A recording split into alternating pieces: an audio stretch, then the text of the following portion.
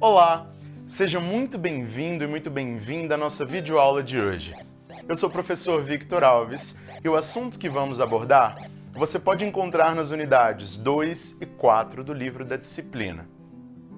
Vamos conhecer um exemplo de metodologia que aplica gamificação, alguns cuidados quando criamos atividades gamificadas e exemplos de boas práticas com ferramentas digitais e analógicas.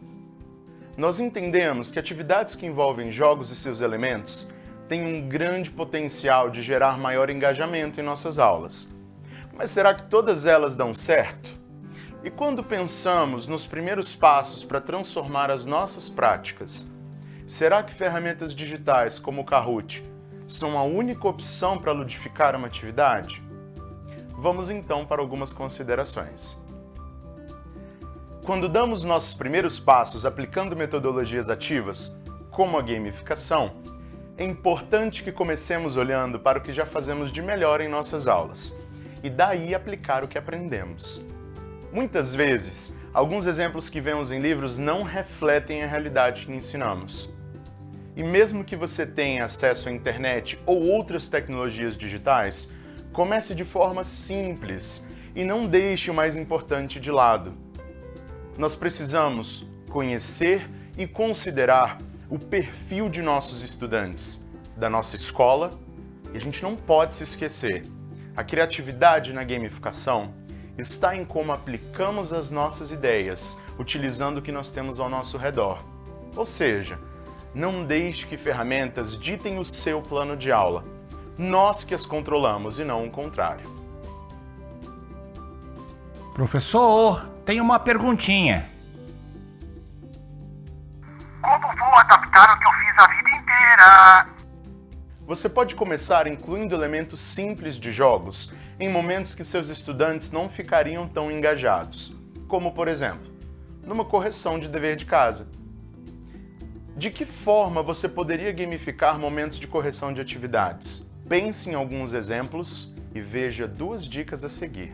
Primeiro, você pode pedir aos seus estudantes que transformem as perguntas e respostas em um caça-palavras, uma forca ou um jogo de tabuleiro no papel com um storytelling ou um tema que eles gostam.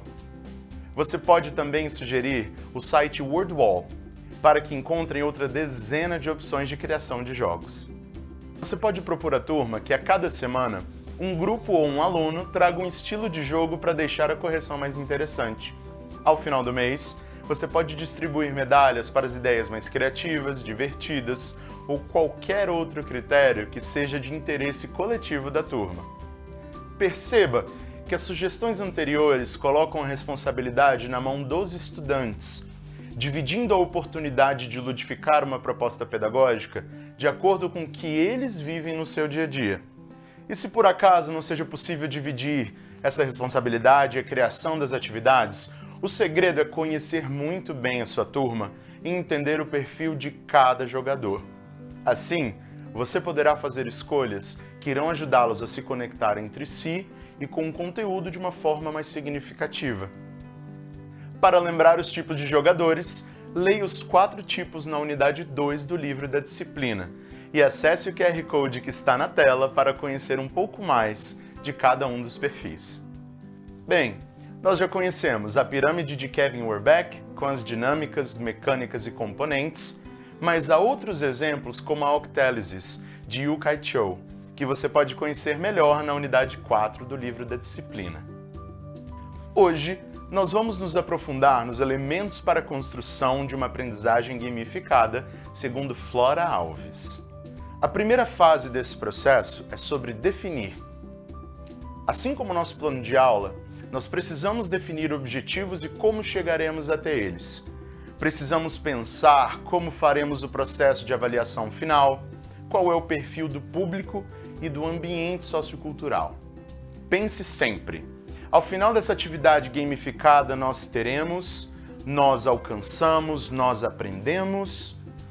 Aos poucos, nós amadurecemos o nosso pensamento de jogo, entendendo que a razão que trazemos elementos de jogos não é porque os nossos alunos valorizam os números, os pontos que damos, ou o material da medalha, se ela é ouro ou prata. O valor que isso nos traz é um engajamento e motivação para a nossa sala de aula.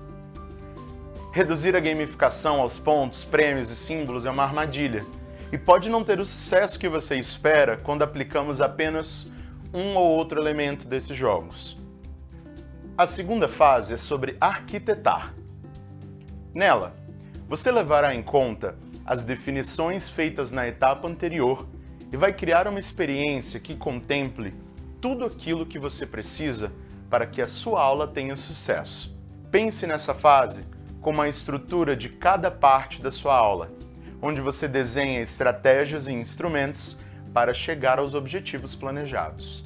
Aqui é onde você vai decidir onde a gamificação será utilizada e se haverá tecnologia ou não em qualquer uma etapa desse processo.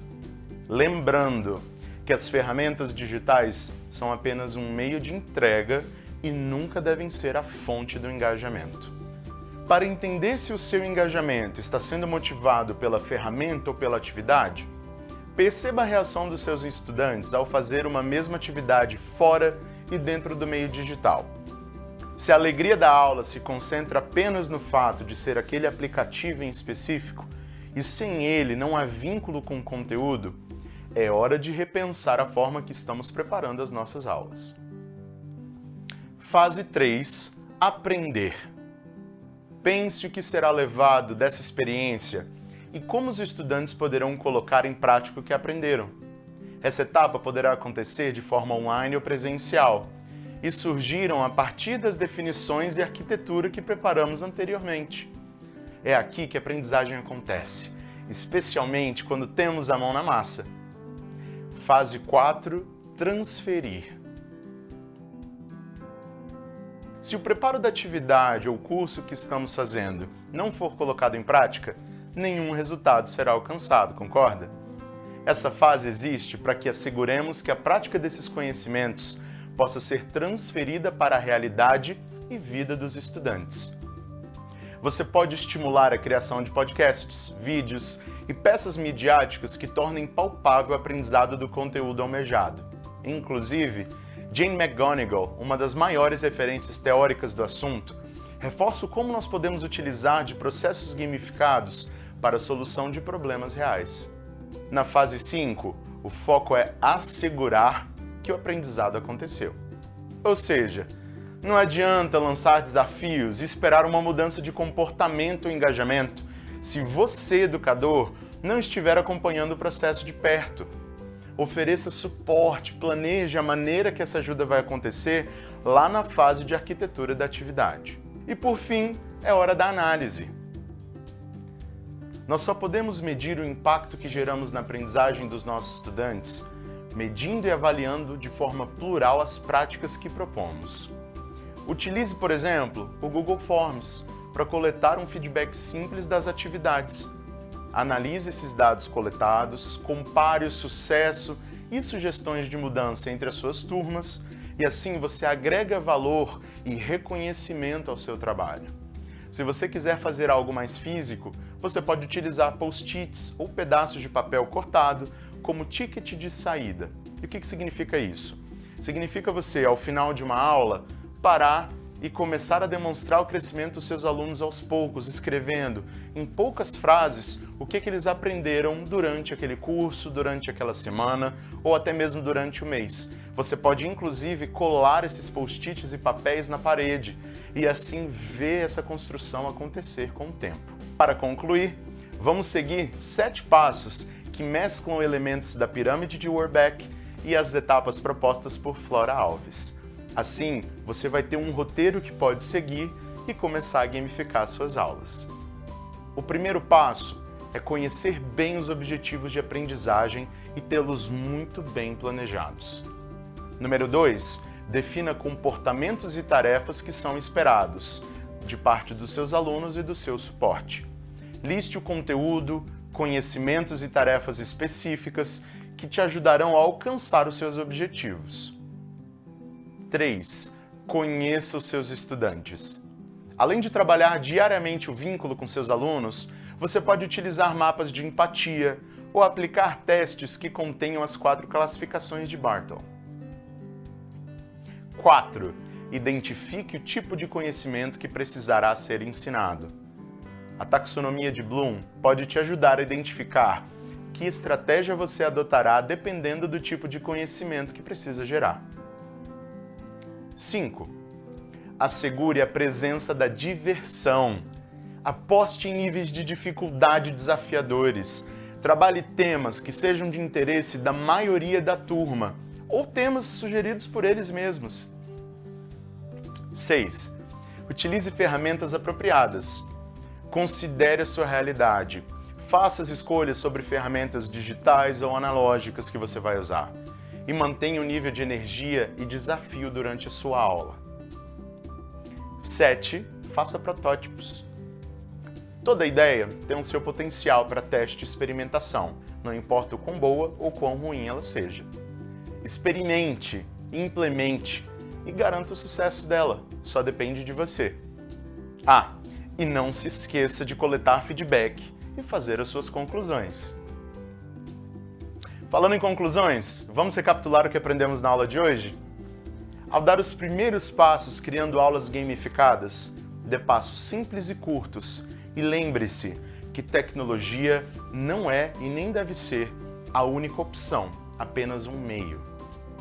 Aprendemos sobre os 6 elementos para construirmos a aprendizagem gamificada e finalizamos com 7 passos práticos para organizarmos uma experiência gamificada. Bem, nossa aula fica por aqui. Comece a experimentar testando as suas ideias. Compartilhe com colegas e comunidades de professores os seus resultados para expandir e melhorar as suas práticas. Um grande abraço e até a próxima!